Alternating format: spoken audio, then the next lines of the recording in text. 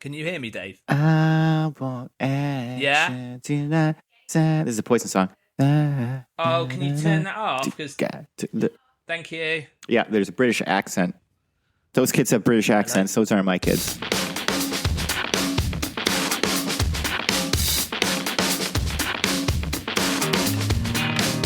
Welcome to I don't know what number it is. It's been too long.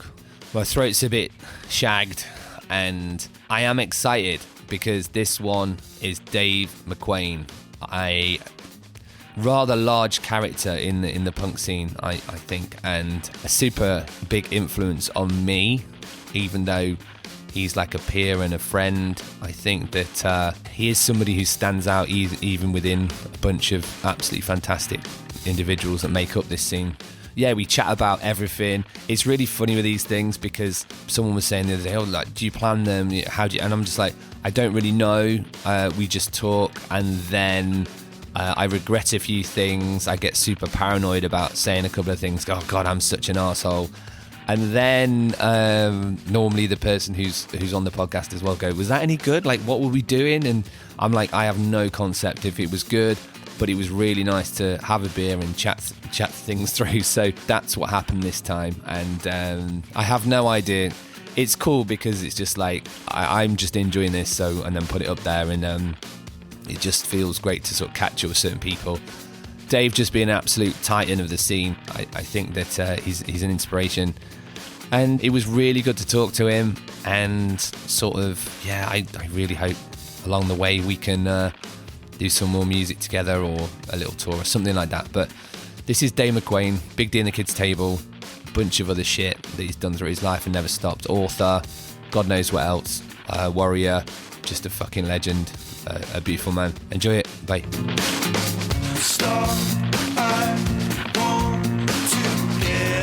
We played with you guys, and I'm pretty sure we did. And I was working around with one of Big D. It wasn't decades and decades after the wall had come down, and everyone was like looking at us, like everybody was staring at me. And I can't remember who it was in Big D. It was one of you guys, and it was like we were really sticking out. And and that just flashed into my head. And then we ended up like pole dancing for some gay skinheads or something. I don't think that was me, but I remember the tour that after the towers went down, there was this time called Fight O'Clock. It was 1:45 a.m. was Fight O'Clock, meaning we better get out of the bar because if the guys aren't bringing home girls, they're going to go up to us and go, hey, don't you guys think you finally deserved it? And we'll be like, dude, I don't know, man. I'm not in charge. You know what I mean? Yeah. It's funny. I might have said before, but I was in a cab in Vienna with one of you guys. There was me, Dan. Was it Dan? That would be good company. Yeah, it could have been Dan.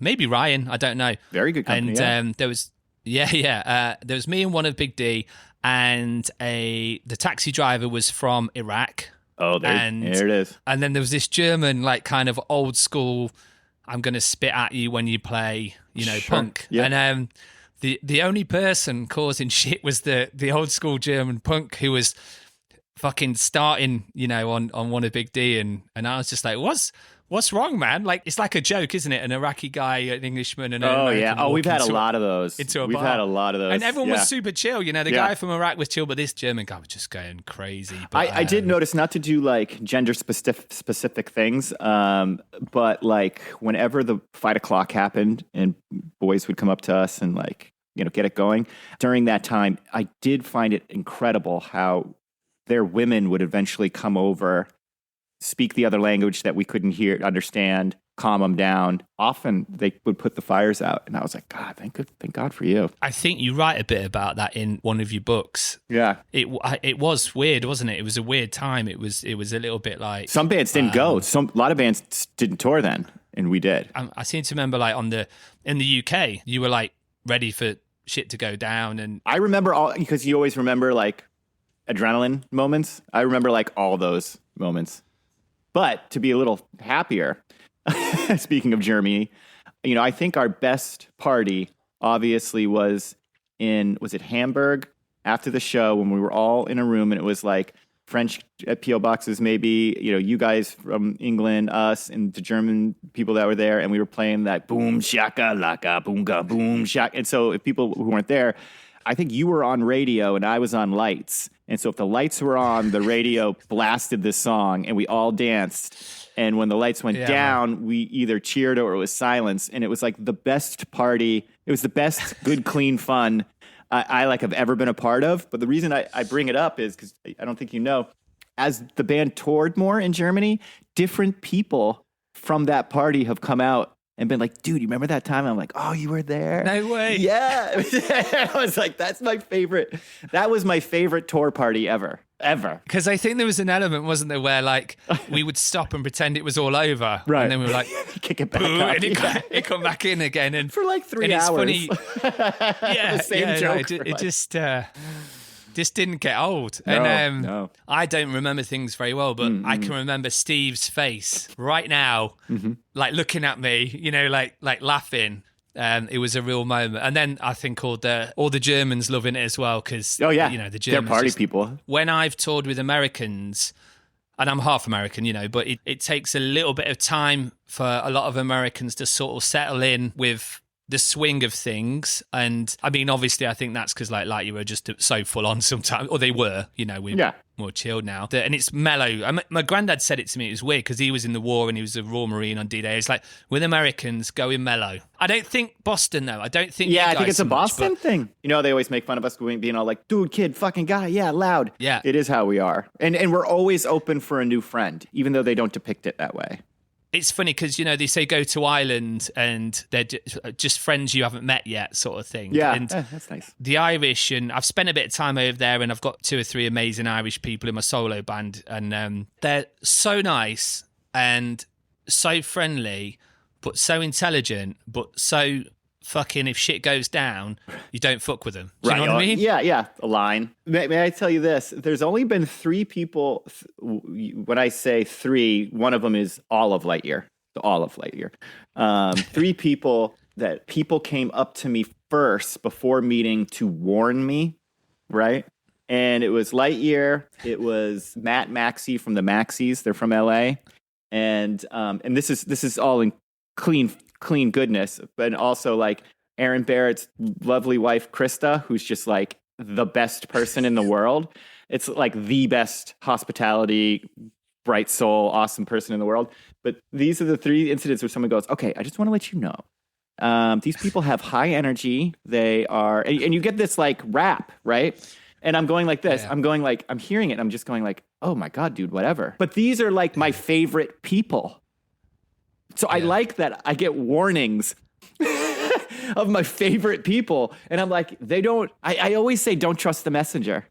You know what I mean? I can totally see why that was the thing, but I don't feel like Big D and Lightyear, we just hit the ground running. It was like the tour started and we were both like, bang, both bands were like straight into it. It's a little bit like skateboarding. You go out skating with your friends and they do something sick. You get inspired, but also you still want to do it or do it slightly better, even though you're friends. Mm-hmm. That's how I felt on tour with you guys. It was like each night it was like, fucking hell, they're so good. Like, I'm pumped. And I think we did alternating headlines, maybe one tour or other. And it was almost like, right, fucking hell, they smashed it. And I could feel myself getting pumped. And I don't know, it just felt as though both bands were very much... full force straight away. Not to be hippie, but like dolphins, we just started swimming the same way together. You know what I mean? That's very hippie. It's very hippie, but that's the only way I can see it. Like we just kind of went in sync together. And then mated. And you all, and all you ska people are our children. No, but I remember our thing that, everybody warned us, Lightyear. But I think there is a naiveness to Americans when they cross the pond because we simply never fucking see anybody unless you're rich, and you can travel. But, England can get over to, you can get around if you want. You can go to France if you wanted to. But, most people can't afford culture. So when we would go there, we were just like smitten with, that kind of like American, like, wow, I'm with like other kinds of people. Do you know what I mean? And we just were watching you the way like a younger brother watches his older brother and his friends when they come over. You know, you just kind of sit and go, this is fucking cool, you know? Yeah. We were pretty smitten. It's weird with you guys because none of us had heard of Big D. I think we found one song on a compilation and it was sort of like, well, oh, this is cool. I was thinking, so who does Big D sound like? And obviously if you don't know ska punk or whatever, people just go, oh, it all sounds the same. And, you know, they sound like Less Than Jake or whatever. And but I think that Big D don't sound like anyone and haven't since, you know. That's awesome. And I think that like Lightyear is similar in a way. And, you know, we sing with our sort of accents. We can't help it, you know, for better or worse. And but it was great. I was just thinking leading up to this and I was like, God, all those memories. And we had it was so just many. A slog. Those years we were doing about 220 shows a year. I know some bands have done more, but that's a lot, okay? And those were the tours where, you know, there were no cell phones, like smartphones. It was cold. It was muddy. The drives were ridiculously long. Everyone would be sick the whole time. You know what I mean? And different people would have to take breaks and just sleep in the van all day because the sickness is so bad. Yeah, you're just doing these rough excursions, just sick, hungry, cold, muddy. But the show was always there. And the laughs were always there. And somehow we just kept doing it. And like you were saying at the beginning, there were so many beautiful times where like we would be in this, you know, we don't have it as much in the States, but like this squat that used to be an amazing building somewhere in France or Germany that's now taken over by other people. And it's just so cool. And again, with P.O. Box, you see P.O. Box guys coming out of their room, walking down these stairs. But the stairs are like a town hall. Do you know what I mean? They're like they're too grand. The whole building is too grand for us all. Do you know what I mean? But it's now like a punk place. And you guys are like outside having a laugh. We're just getting our day going. It was just so cool. Just like, I don't mean to cheapen it by using the cheap word cowboy, but we were all like these weird traveling, you know, musicians just roughing it and living life. And I don't know, it was everything I wanted in life. I don't know how we did it. I don't know. Like we've got a tour with like 6-7 shows and I'm kind of dreading it in a way. You know, I think I've learned a lot about my mental health and as well. So I need to. Yeah, there was no mental health then. Everyone was lovely, really great people. Yeah, it wasn't like we weren't going, oh, we're not going to support someone's mental health if they said, oh, I actually can't deal with this situation or, you know, I'm struggling. I mean, everyone would help, but we didn't have the tools or the knowledge to what that was. We had basic stuff. Just because people's face weren't gravitating to phones, you know what I mean? And everyone's chin was up. Even if you weren't like the best soft-hearted person, you still had enough gruff to go up to him and be like, hey man, you need a water? You okay? You know what I mean? Like we still would be like, do you need a beer? Yeah. But and I'm not trying to just talk about phones, but by not having a phone, you were just there. So for a lot of empathetic, altruistic people, seeing someone in pain or in a corner, you were drawn to that person to be like, I don't even care if a party's happening. The only thing I can center on is Chad's okay today? Is Neil all right today? You know what I mean? Like, and then you knew to back off because there was a thing that Big D always had where everybody has their day. Everybody has their day that maybe let them kind of just be in the shadows a little bit. Don't check on them too much. You know what I mean? Like, are you okay? You okay? You okay? You okay? Even though that's good, maybe this is their day that, you know, you just let them read. I don't know if we had that. No, I don't think Lightyear did that. That's where you get a drumstick up the nose, or dude. Yeah, you know, like it was someone's being quiet, set the hair on fire. Yes, that would cheer them up. You know, that is very true. But that story that I heard that like when Bars got a new bass and you guys pissed on it, it's so rough. Bars got a new bass and you guys just peed on it. That just kills me. I know. And I mean, it's Bars, so I feel slightly bad now. But I've heard everybody kind of feels bad about Bars. Well, Bars is super chilled. I mean, we spent like 20 years bullying him, really. But we love him, and it was, you know, he's a funny guy. He's awesome. But yeah, we because my friend Ray, his dad, I hope Ray doesn't mind me saying this, but if you're probably not listening, but he owns Thornton's Chocolates, which is a big chocolate place over here. I know Thornton. Yeah, and we played his wedding, and the hot air balloon came down, and halfway through, Ray came up, and I thought, oh yeah, he's loving it. He's like, can you just stop? Like, the guests are just not into punk and stuff. And I was like, yeah, man, no worries. And then we just obviously stop? There was a free bar. Oh, can you just stop? It's lovely. Like, but we were just like, yeah, fucked, and it was like we could tell a bit, but it was a great night. But yeah, and then we just like Bars was going on and on about his bass, and we just had a bit of a wee on his bass, his Ernie Ball. I mean, the thing is, we used to like go into his parents' house at 2 or 3 in the morning, get in bed with his parents. No, you guys are so naked, next level, so naked. Yeah. I mean, I got in bed with his parents in the middle, naked, and and they just rolled with it. Well, yeah, and then they were like, "Oh, get him out! It's him." That was it. I love it. It's him. It's the one. Him. It's the one. But one of the things that, I mean, not to say it this way, but like the greatest respect I can give a band, like I would say like that I don't see anywhere, but it truly is the subliminal, or now that I'm saying it, best respect I can give a band is what you guys do and what we try to do, but what you guys do, and that's we are us, and we are on stage, and we are going to play, and you can watch it if you want, right? But there's no catering or entertaining to the crowd. Do you know what I mean? It's, you know what I mean? This is what we're going to do. And you can leave. That's fine. You can leave. You can watch. But, this is who we are. Look at me top to bottom. Check out my toes. Check out my eyes. You know what I mean? But there is no entertainment. We are not catering to you. You know what I mean? Like, we are not the wedding band that cares if you dance or not. I mean, that's everything to me. The way do they get a load of this attitude. I love it. So that's what you've got. Is that what you're saying, Big D? We don't care. We're just playing. Like, a joke with us is we're not a whoa-oh band. Like, say whoa, whoa, say whoa, whoa, whoa. Like the call and response. Like, that is, I'm not the guy in the audience that wants to see that. So us on stage is still who I am in the audience. I never want to be the person on stage that me in the audience is like, what a tool. Have some self-respect. Were you saying that Lightyear are like that? Yeah, before? you guys are like, you guys are got like, you're not trying to sell yourself to the people. That's you. That's what you guys as a group of friends do.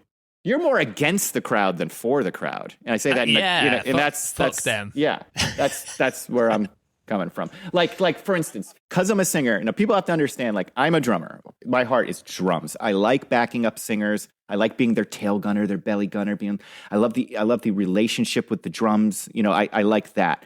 It's just a fluke that I sing. Someone said, hey, why don't you do it? And 30 years later, I do it, right? So other singers want to talk to you because, sometimes on tour, the zebra talks to the zebra and the bear talks to the bear. The singers talk. And they'll sometimes be like, oh, man, don't you just love it when you go out there and you like hear that crowd scream? It's just like, that's like everything to me. It's just like, it fills me up. And that is not me. I go out there and I'm like, why are there so many people here? Like, what the fuck is going on? Like, don't you guys have anything better? Like, what? All right, let's fucking do this. You know what I mean? Not that I'm like angry. It's not that, but I'm like, I don't have, not to use a nowadays term, I don't get the dopamine hits that these dudes are getting by having people scream for them. Having someone scream for me is the opposite of that. That's Jesus Christ. Why don't you get a hobby? You know what I mean? Like, I'm not. I do. Yeah. I'm not. Don't worry about it. Don't worry about it. Let's just do this. You know what I mean? I feel like Big D could not ever be anything else other than Big D. So say if you were going to say, okay, we're going to be a tribute band, in our downtime or something, or we're going to change direction to the point where you sound like a metal band or something. Like, I feel like you just can't do that, and that's in the best possible way, because you're so unique, and like with you, Dave, the way we had a conversation a while ago, and I think we were talking about like lyrical styles and vocal styles and stuff, and partly I'll stop kissing your ass in a bit, but like, hey, I need it, basically, man. Just kidding. the phrasing you do and your sort of flow. Hey, wait, by the way, they say, rapping. wait, when I said real quick, I'll take it, it's because it's you saying it. So you know what I mean? Like, I have just as much ammunition I would love to fire back. So please go on. It's not that. Yeah, sorry. Doffing my cap. Yeah. The phrasing and the sort of, the attitude in it and just the delivery. And it's funny because I think of like my favorite vocalists and my favorite lyricists and, all those things. And I don't think many of them can actually sing, like to the point where, wow, they're fucking great singers. Now, I'm not saying you can't sing. Sure. That's not what I mean. Yeah. What I mean is you're not Pavarotti. No. You're not, one of these big like pop punk bands like I guess like MXPX who have got, I don't do the do so do. Yeah. Yeah, it's just like it's almost like right, this is what's coming out in my lyrics. This is how I feel, and it's like a direct route into you, how you feel, and then that also connects to Big D as a whole as like this Boston thing and this attitude, and that's why I think I'm a fan, and like you always have been, and I think that was what was so refreshing, originally, because it was like it felt like you guys were just like fucking ready for a fight every time. Let's go. Let's fucking go. We so were ready for a fight. But that's because of the music style, hardcore background. And like, I almost thought that, sadly enough, I almost thought a fight was supposed to break out at every show for a little while. A nice tussle, not like anything too dramatic. But may I say to that, other than thank you, just to give myself some background so I can explain something, like I always was part of choir, in grade school, middle school, high school. And I was always part of select choir. Sometimes they have the select choir, and that's what we do in the States. And so I was always a part of that. And then I went to Berkeley with double major motherfuckers. And I had to do ear training. I had to do solfege. I did a lot of singing. The reason I don't sing like everybody else is because I really do not like it. Do you know what I mean? Like, I do not like that kind of singing. Yeah. If I'm going to listen to someone sing, I'm going to go to like Paul Simon or Tom Petty, but like this do, like talking about such crap. Like, there's something in me, and I'm not saying I'm right. I'm not saying this is correct. But like when you have an aversion to mushrooms and you're like, not psychedelic ones, but like on your pizza, or you're like, I don't really like tomatoes. Like, I have an aversion to that singing. On one Warped Tour, I did on one Warped Tour, I did with Fuse, like freestyle emo, and you can sing those songs.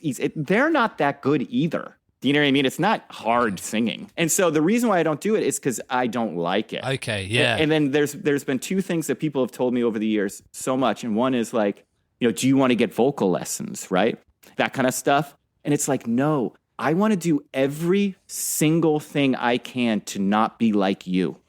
Everything that you are, I'm running the other way. And so I want to do an experiment with myself and just say, I never wanted to be a singer. I just wanted to hang out with my friends and do music. And I just want to be the raw, normal person who's putting through their body, who's got like no like training. I just want the lyrics and the emotion of the song to go through a young idea body and not get too good. Do you know what I mean? Like, again, I went to Berkeley. I know what too good sounds like. You can be too good. Do you know what I mean? You can know too much. Absolutely. Yeah. I think that's the same as like lead guitar. Like, you can absolutely shred and you can just be technically incredible, but who writes the best riffs? You know, look at the Pixies, or look at like the best riffs in the world are not super technical.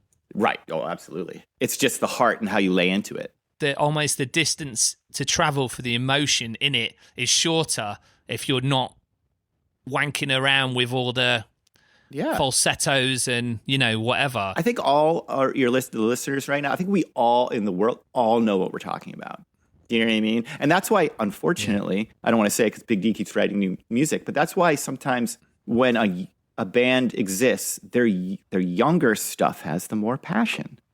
And that's the stuff you love, other than your memories that go with it. But like, you can just learn too much. There's more struggle as well, isn't there, when you're younger and you're finding your way, and especially in sort of punk, when a lot of bands start releasing their fifth, like when like Rancid, not dissing them, fucking massive, huge influence, but they definitely got to a point, I think, it's like when you're a millionaire, which potentially they are. And I'm just sort of saying it from my point of view, like, I think when you have less struggles, or maybe when you're older, it's actually harder to interpret them as well. I don't know, but it definitely feels as those, you know, earlier albums have energy, don't they? Just to be cliched. It's a huge attitude thing. Like drums, not to take it back to drums, but drums are a very interesting thing because like Meg White is the person of this example, but we'll put her aside for, you know, she's not the only, we'll put her aside for a second, but she's a great example. Drum beats are like, you know, when you're learning drum, you got drums, your first beat is just like kicked, snare, kick, snare, and then you're, dun, dun, da. And then you add some things, but these are the basic beats, right? These are the basic beats. And if you're like a really awesome fusion drummer, you know, don't get me wrong, I understand like really good fusion drummers know how to have feel, that they're great. But I'm just saying like, with these simple beats, you could have someone who can only play those beats, but they have so much feel that the really good fusion awesome drummers that play things that drummer can't mimic. They just can't mimic it, you know? And that's the beauty of music that I like. I look at it as like superheroes. I am, was a comic book reader. I love groups of people, and that's why I like bands, where you're like, okay, your power is ice, yours is fire, yours is this, yours is that, and together we're a team. Do you know what I mean? Like, I love that. And then sometimes there's characters that have like all the powers. Do you know what I mean? Like, but they're not the best at every power. Do you know what I mean? Like Jim from Lightyear, he can change his penis into a hamburger, so that's one. He could change his penis into a hamburger? Yeah, he can make it look like a hamburger, so that's his power. Don't mess with us. Yeah, and that comes in handy. I know, because when Godzilla's attacking, he's like, Godzilla, look at this, and then Godzilla's like so distracted. It's a helpful power. You saw that one, when that happened. Yeah. He's like, Roar? I think.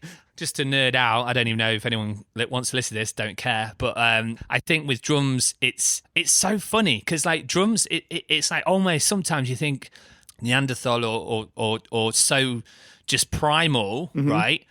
So why could somebody who's like as good as someone like off that Whiplash film can't do, like you say, you know, Meg White drum or whatever, and it doesn't sound the same, and they cannot get it sounding the same. They can't, and that's crazy. That's why Meg White is a really good place to go to, because you know when Jack White plays with other drummers, they do a great job, and they're all super awesome, but the songs don't sound right. They don't. So drums are like my favorite, you know, sort of instrument to watch and appreciate because I don't understand it. So it seems like music. It seems like magic, you know. It's beautiful. And then the different styles. So.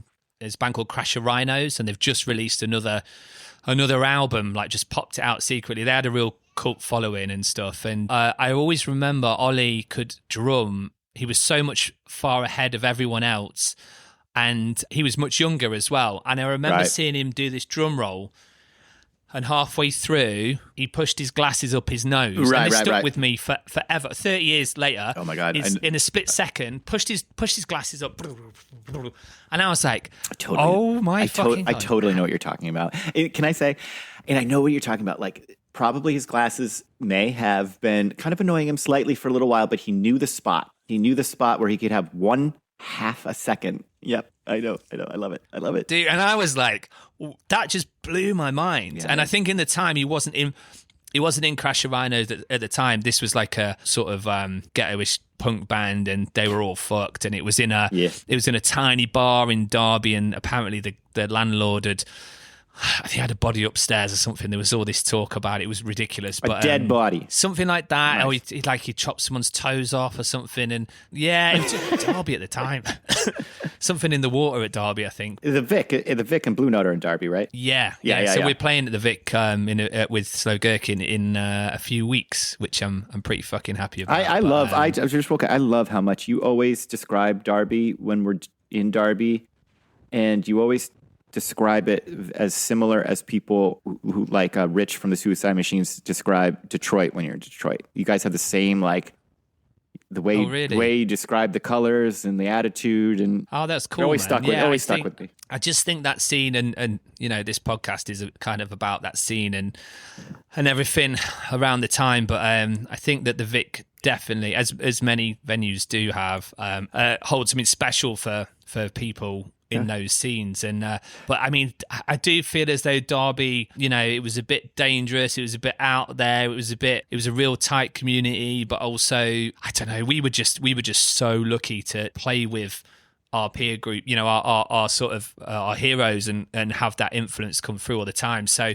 and I know, like, it's a bit similar to Red Rum, I was going to say, just a shout out to Red Rum in Stafford, because that's closed down recently, very sadly. We have T-shirts. We played there together. We have Red Rum. The band has a splash of Red Rum T-shirts. Yeah. Yeah, I think those venues were just so important, and I think that it's funny because when you guys came over, you were just sort of welcomed into that scene as sort of honorary members of that scene, and I would say like really Link 80 as well, and Slow Gherkin. So I would say like Link 80, I'm sure someone will remind me, other people, but Link 80, Big D, Slow Gherkin from the stateside, who were the ones that would keep coming, and everyone was like Asian man bands. Yeah, had a big impact.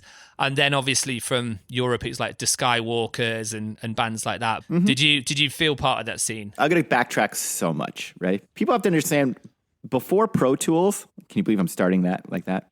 There were certain types of people who did music, meaning before you could see it, when people were just recording on tape and you couldn't comp things, and you had to play the track, and maybe you could punch in once or twice, but you had to play it. No one's fixing it. No one's comping it. There was a certain type of musician. And now there's kind of like, now it's available to everybody. You know what I mean? Like, you can kind of fix it. So what I'm getting at is, at that time in England, when we met you guys, like the whole scene, we were a part of, I apologize, forget why I was bringing that up for this, but everyone was like a different, let me start over.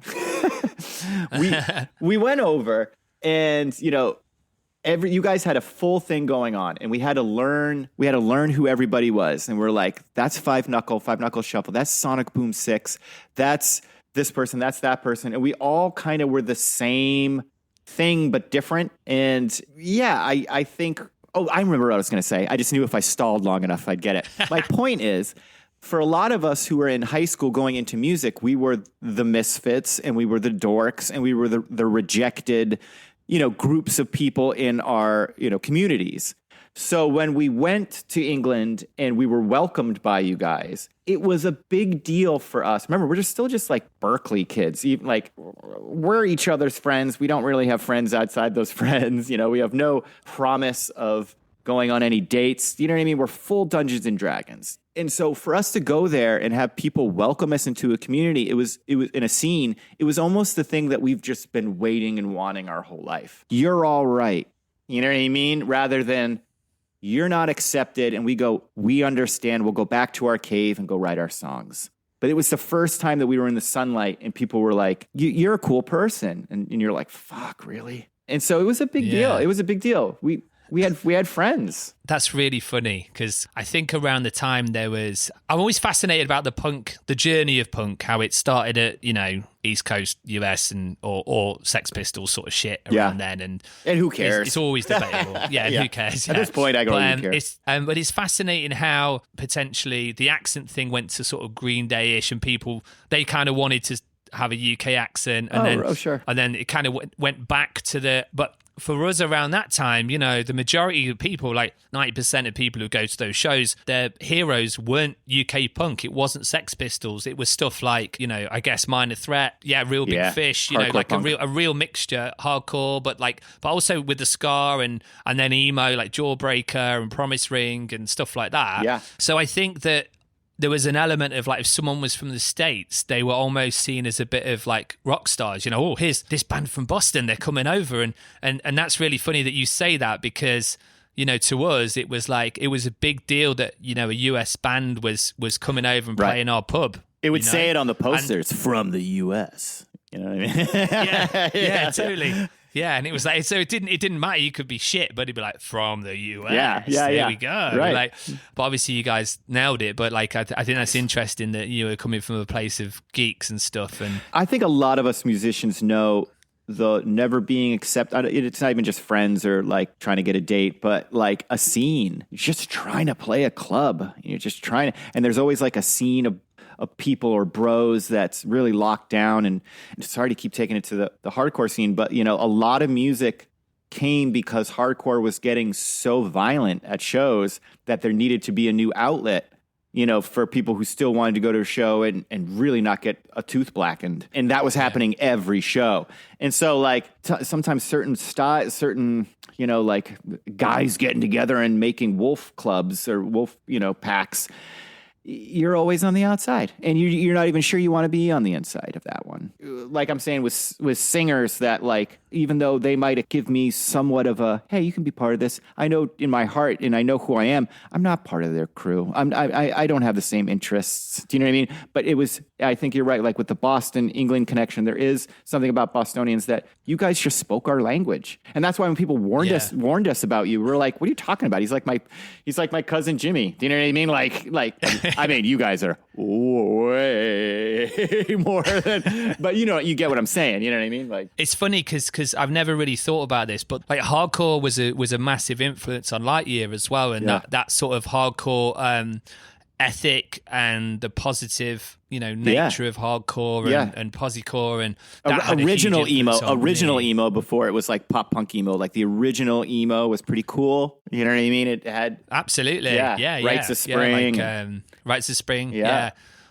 Texas is the Reason. Yeah. Oh hell yeah! It's very interesting how emo had this like super cool. I mean, I guess you could say it for any style, but no. Emo had it kind of hyper, and it's like they had this really locked down, cool style, and then it took this jagged right. Like I don't think the emo that was happening. I mean, I don't think the emo that was happening like 2004, 5, 6, 7, whatever. It kind of should have had a different title, and the original emo should have pressed forward.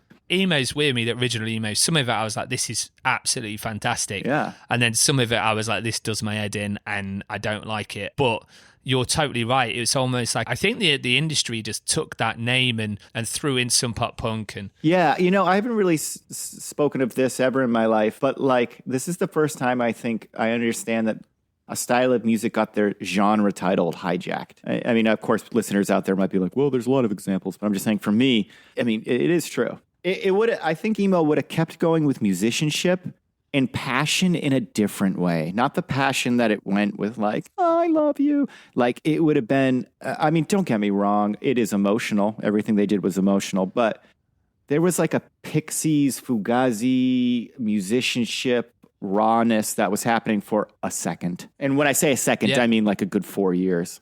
That, like, originally emo had a huge influence on so many people. Pro Tools came in there and just fucked it up.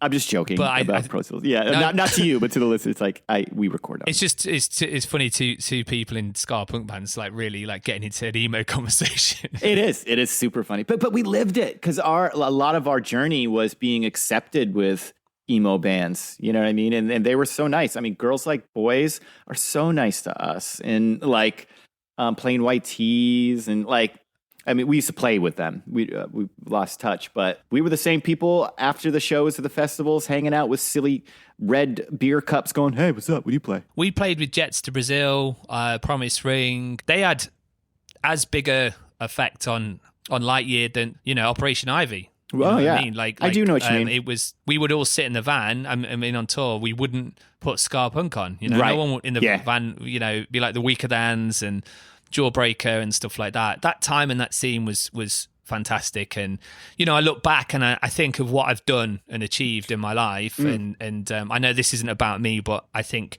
if you were in that scene and you've done this, more than I have, like, you guys have traveled around the world. It's such an incredible thing. And, like you could have spent this time becoming a millionaire or whatever, but join a fucking band, man. Join a band now. Just the DIY punk side, It's the only way to get out of modern day, like being a battery, But hey, you know what I just realized is, don't kill me, but your solo project where the title track says, I'm in a semi-popular ska punk band? Recite It, You Scum.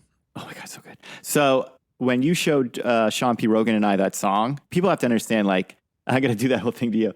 We look at Chaz as like the summit Do you know what I mean? Like your lyrical thing, the way you do things, like we would never think of it. Like you were saying you learned more from those emo bands and the ska band. It's like, because you have your background and all the background that your country gave you from your upbringing, you do things that we would never, if we were trapped on a deserted island, we would never think of. So that song is just a testament of our jaws on the ground, listening to Chaz going, oh my God, this is just the most brilliant thing in the world. And the reason why I sometimes not have a bad attitude, but the right attitude about music is when you see all the silliness, the like Hunger Games, the success, you see the pageantry, you're like, there's these geniuses. And that's why I always love underground music. And you don't really hear that anymore, but these underground artists are the poets and the people giving you the good stuff. And I have to say, I have definitely stolen that line from you where if I'm like hanging out with someone, they're like, I heard you were in a band. I was like, I'm in a semi-popular ska punk band. And you gave me the words, like and I get to always have a fun little bell that rings and I'm like thinking of you. That's my go-to. So you're in a band? Well, back it up. I'm in a semi-popular ska punk band. I am fucking brilliant. You are. No, man. I'm only joking. No, it's true. But I'm going to go so far. Ready? This is what I think. And I'm going England style. You guys, the Skints, and Death of Guitar Pop. Silky. I think Old Rickety Train. I think one of their songs, Old Rickety Train, is like the best song I've ever heard in my entire life. Right? It's just beautiful. But like I've washed my hands of like making it successful. I think there's a threshold that you shouldn't go above if you want to keep yourself.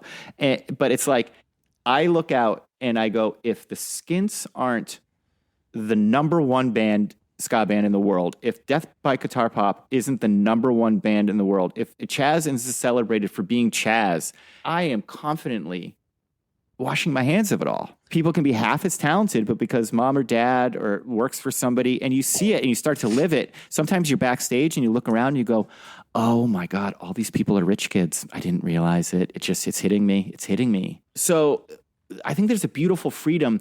Every poor or marginal or just not rich, not filthy rich musician that's going into the industry who doesn't necessarily want to make it to the top. Some of them want to, and that's beautiful. Go for it.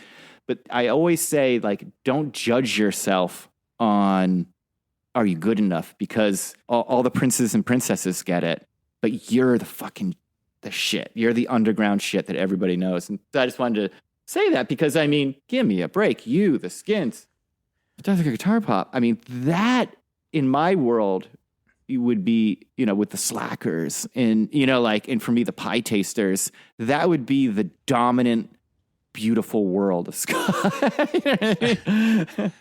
Wow, thanks, man. I mean, I'd like with Sean P. Rogan, good old Sean, fucking legend. Yeah. We were sort of throwing about an idea of a music school and stuff. He was kind of going like, you need to have like a better opinion of yourself. You're talented and all this, and I just can't do it. And yeah, and you don't have to. I mean, Sean's, that's a nice thing, and Sean's right. But there's some of us who just, you can't. It's not going to happen. I mean, I love Sean, and I do. I remind me of what Sean said myself every now and then. To go, actually, I'm not terrible. And I saw a quote from this famous artist, and he said, "Create some art and then destroy it. Create something for yourself. No one hears it, no one sees it, and then just destroy it." Yeah, and that's what art is. I had some like lyric like that. Like I had the best time playing to a sold out crowd in my closet. Something like you're just in your closet playing guitar by yourself and it's sold out, and it was fucking awesome. That's it. And I think that those people who have all that money or have that marketing engine behind them, and they have major labels and everything like that, will never have that.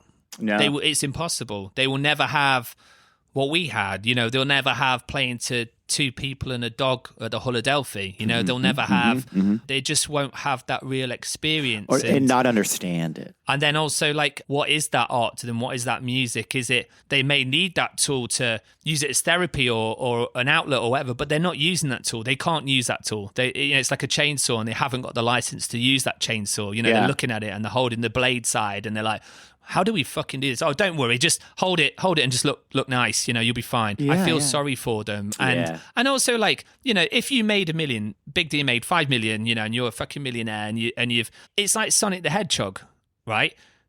When you beat the robot Eggman, Dr. Robotnik, I know the word. Fucking sick. Yeah. You know that guy. Like, what do you do? Yeah. You know, I was gutted when I got a 50 quid for Sonic the Hedgehog on the Mega Drive, completed it. And it often does come down to who are your heroes. You know what I mean? Like, not to say the same people over, but like my only like big time heroes that are big time are Tom Petty and like Paul Simon. But like, or the Beth from Portishead, she's big, but they're still underground. Even though they're huge, they have that, you know, it's I don't know, they're great. They're like Primus, they're their own thing.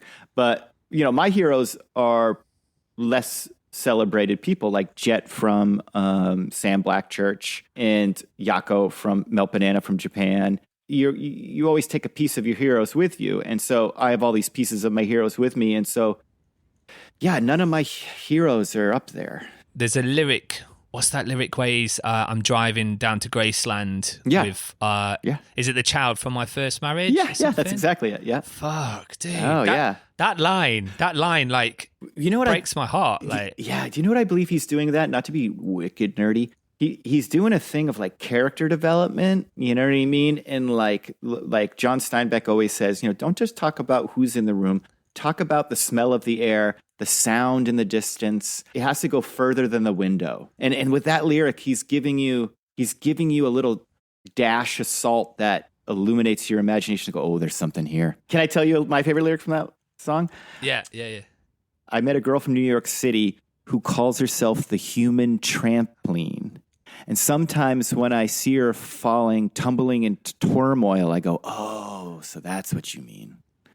Yeah, dude, that's so good. Potent. Like he's like really fucking underrated lyricist, I think. Even though everyone's like, yeah, he's amazing, and we all know that. I mean, that album is just fantastic, and that's got to be top 5 albums for me and my family. Oh yeah, me too. But that lyric, it's like fuck, you know. And then not to bring it back to me, but like when people sometimes go like, Dave's not singing, he's like rapping. I'm definitely not rapping. Like if I was to rap, it would not sound like, you know what I mean? It wouldn't sound like this. But those are like some of my heroes. Like Paul Simon and Tom Petty often do this talky kind of storytelling. So that's kind of where I'm coming from. And then I like hardcore, and, you know, Snapcase isn't rapping. You know, that's not, I mean, Jesus, what are we doing at this point? When people don't have a good they don't know way of describing the style. Yeah. Because I think there probably isn't a word for it. Right, yeah. They say talk singing, but those are people who are just being little shits.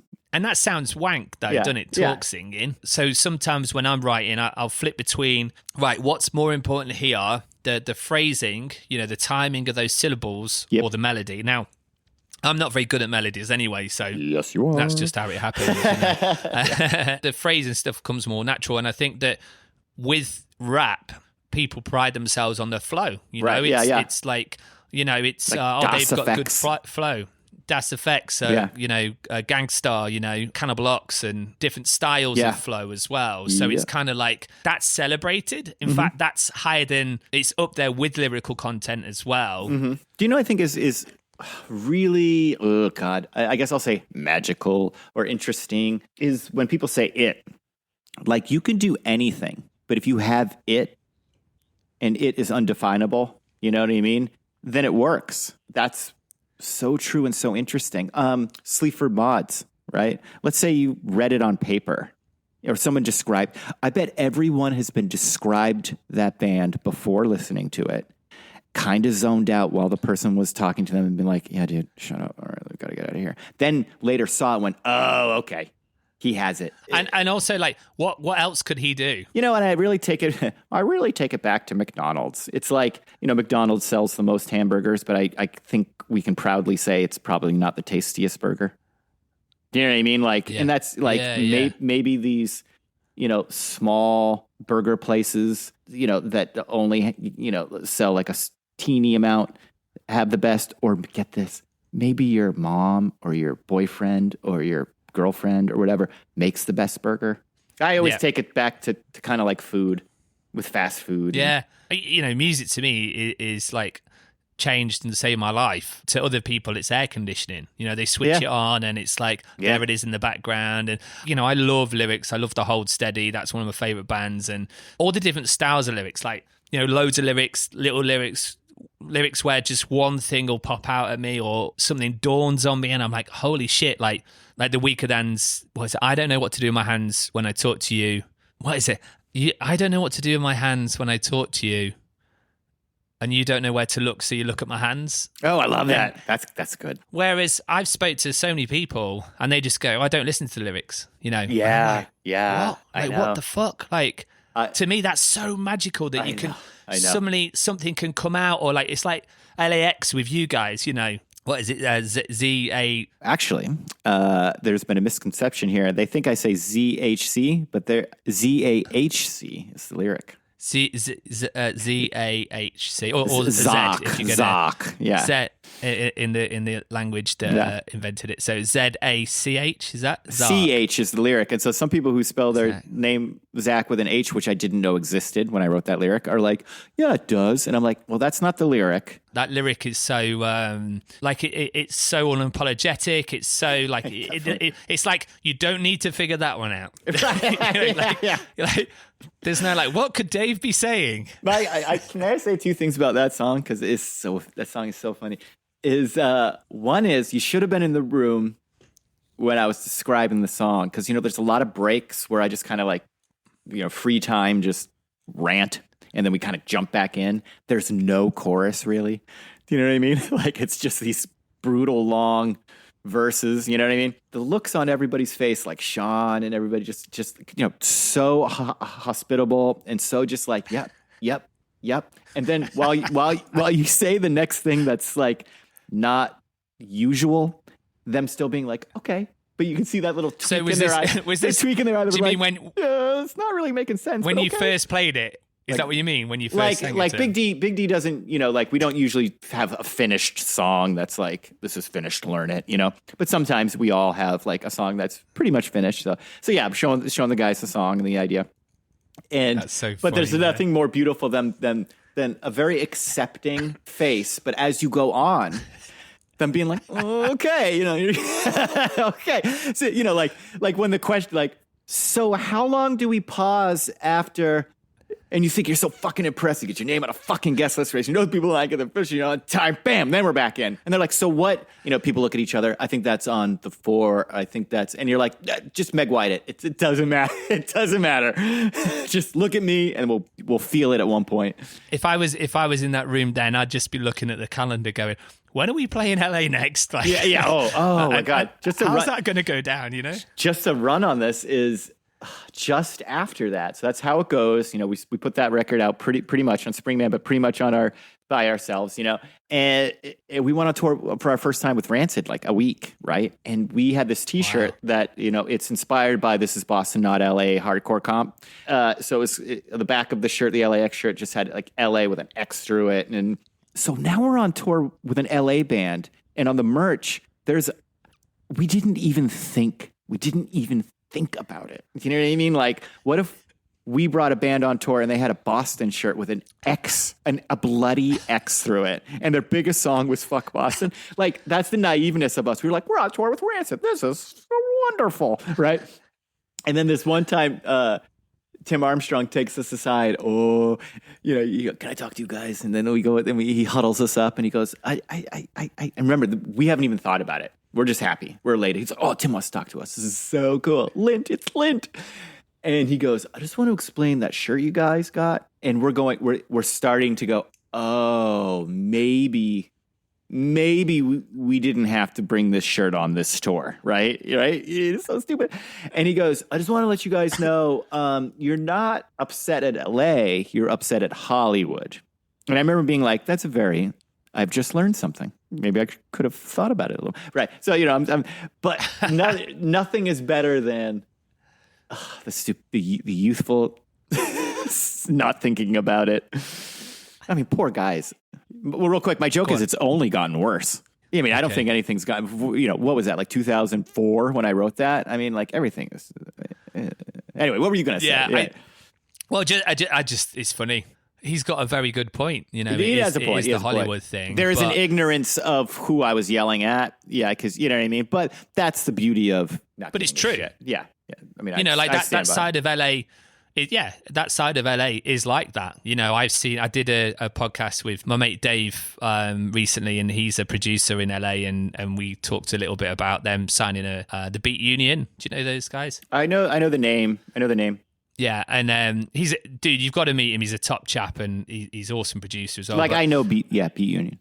But yeah, they got signed, and I remember there was this girl who worked for the label, and she was hi to everyone and to me, and really so friendly, and I was like, and then when the band left, she sort of just handed me a pizza and just walked off, and totally changed tack. And I was like, oh, so that's kind of LA, and having experience. I'm obviously not saying all of LA is like that, but right. It's almost accepted that that's a way of acting is you can just sort of act like so industry and so like that, and that was a shock to me. But also there was loads of really nice people of course. Which can I give you mine? Yeah, go for it. All right. And again, I want to do the same preface. I have so many friends in LA. Yeah. But this is what okay, ready? When you're from the East Coast, you may say to someone you just met, I'll be your friend, but I'm kind of a fucking asshole. Okay?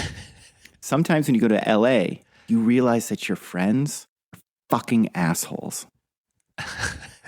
I'm trying to think of how to make that into a t-shirt. Do you know what I mean? We're at least up front with it. Yeah. We're like, hey man, these are all my, you can see through. I'll tell you everything. But I won't hide hide anything from you. WYSIWYG. I don't know what WYSIWYG is. What you see is what you get. Yeah. That's why I think Lightyear and Big D, when we met, we really were like this. I don't know. Is this a video thing or just audio? Nah, just audio. All right, so you can't see these. We have two fingers. And it's like right when we met, we were just we just went together. Forever till now. I mean, immediately. So we are. I don't know when this is coming out, but we're holding back on announcing. But we're doing, by some absolute miracle, we're doing a split with Slow Gherkin. Yeah, I love it. This turned into, so it's on Pook Out Records, and it should be out on the 2nd, and it will all 4 tracks will be ready to stream on the 2nd. Pook Out. Look out. Okay. Do you know Pook? I know lots of different dudes with the nickname Pook. Yeah. Yeah. So he'll probably end up being in your band at some point. He ends up being in everyone's fucking band. He's just his Pookie from England. Yeah. Pook, yeah. Sorry. Yeah. Of course. No, it's cool. There's loads of Pooks, but yeah. So he's just full enthusiasm. And Katie, they do Pook Out Records. So thanks to those guys as well for just taking us up on this. But yeah, we were sending demos to the guy Dan in Belper for Chicken Coop, and it was just so slow. And we were like, are we even ever going to be able to write a song again? And eventually, it's we 2 days ago or something, we were like, oh my god, we've got them back, and we were like, these sound cool. We were like, holy shit, this is exciting again. And when it's when the first time you hear your songs, you think we sound like a real band, Yeah. I don't know, down the line, man, Big D and Lightyear, we've got to do a split, dude. Oh, and you can say no. That's all we want. This is a contract, Dave. This is a contract. I'm good. Hey, you know what the McWane Scottish, we have our tartans and stuff. You know, our slogan is constant and faithful. There we go. I think you're like that, man.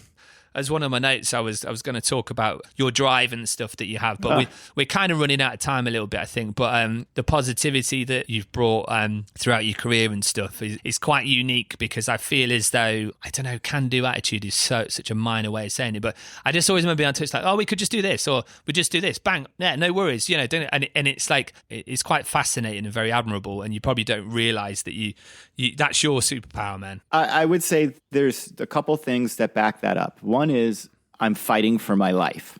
Do you know what I mean? I'm fighting the rich people to live the life I want to live. Do you know what I mean? Yeah. I'm not going to let them be like, no, we got all the bands. Get out of here. I'm not going to let those pieces of shit not let me live my life. I am going to do it no matter what. But it's also being like the original.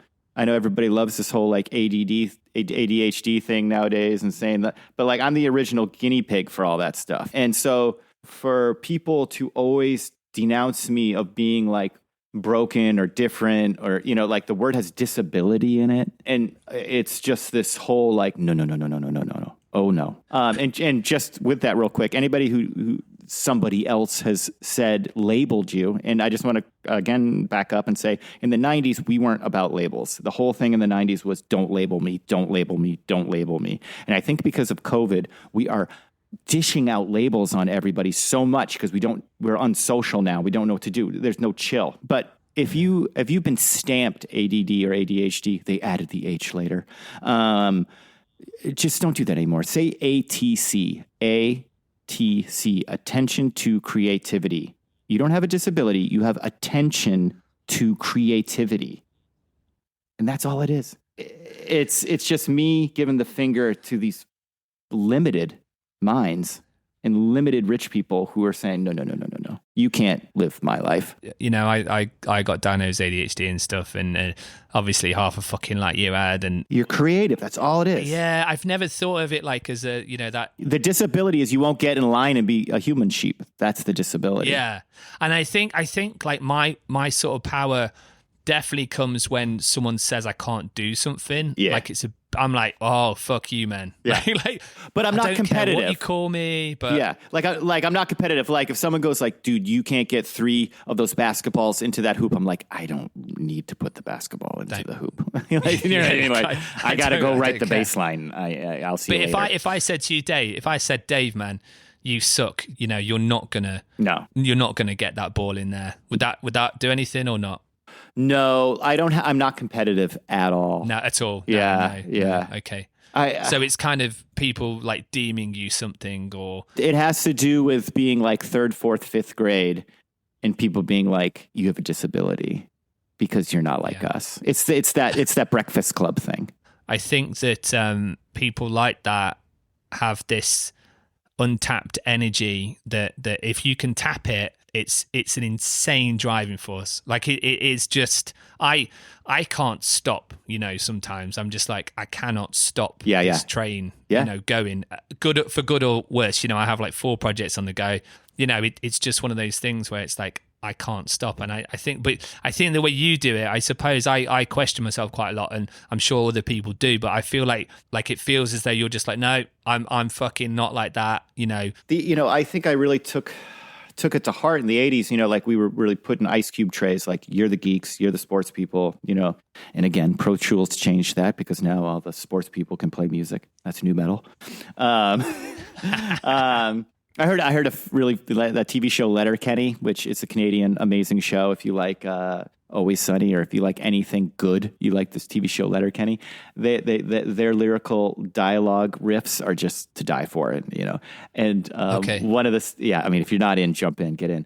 It'll make your life so good. Letterkenny from Canada. Oh my God! And so actually, on the tip of my tongue, Big D's going to start playing shows again in June.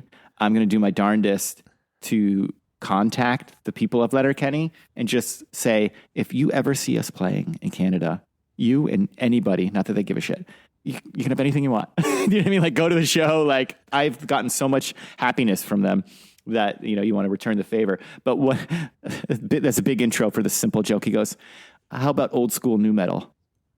Old school new metal. That's a new thing. That's a new term. Old school new metal. I don't know. I just thought it was kind of like flip a dip. Oh yeah. Yeah, like old school new metal, man. I like old school new metal. I think that's super funny. Yo, dude, I don't listen to that. I only listen to old school new metal. Yeah, but that's the thing as well. Like, kids are getting back into old school new metal. New metal. Like it has and clout. If they're doing new stuff, we're more like old school new metal. You know? Yeah. All right, but I have something here that I know your listeners can't see, but I'm holding up the book of our tours, not to hawk it, but what I'm trying to tell people is I have endless poems about Chaz. And I don't know, have I ever sent you this book? Have you read? Yeah, dude, I've got that book, man. I love that book. Yeah. I'm not going to, let's say, read anything, but dear Ella, Neil's old girlfriend, Ella's intelligence is creative. That's the story of before Neil of Lightyear, amazing guy, love him, went on tour. Correct me when I'm wrong. Ella went out and got so pissed drunk, like opened up her face with blood, like really like went to the nines for it, and then took a picture of her bloody drunk face and made this T-shirt. And said something to the effect of, "This is my girlfriend." So that when he went on tour and would wear it around, girls would be like, "Well, I'm not fucking with her." Yeah. That's totally true. Yeah, and I can see the picture now. Yeah, and she was just smiling with like I think she like knocked a tooth out or something, and she just, all like blood over her face. And, the purists try me, I'm crazy. You know. Yeah. And she's the sweetest person you ever met. You know? Oh, she's the best, man. Yeah, she lives in Australia now and runs her own successful business. And, of course, right? You know, yeah. She's another one. She has that drive, and you know. Bear with me, Dave. One sec. Yeah. Right, dude? Football's about to start. All right. Do you want to wave to Dave, quick? I don't think he can see you, mate. All right, wave to Dave. I'll be down in 2 minutes, bro. Okay. Yeah. I promise you, 2 minutes, yeah? Kick off. All right, 2 minutes, mate. Dude, I've got to finish this, mate. You got to see kickoff. Okay. Yeah, we got to get kickoff. You what, mate? You might be on the podcast. Depends if Pete edits you out. Fuck. You keep the fuck. Fuck. He even digs into the fuck. Fuck. Dude, yeah, man, that book's fantastic. So if anyone, if you can still get it, like, it's on Lulu.com and Amazon. But like, oh my god, I'm not hawking. It's what we're talking about.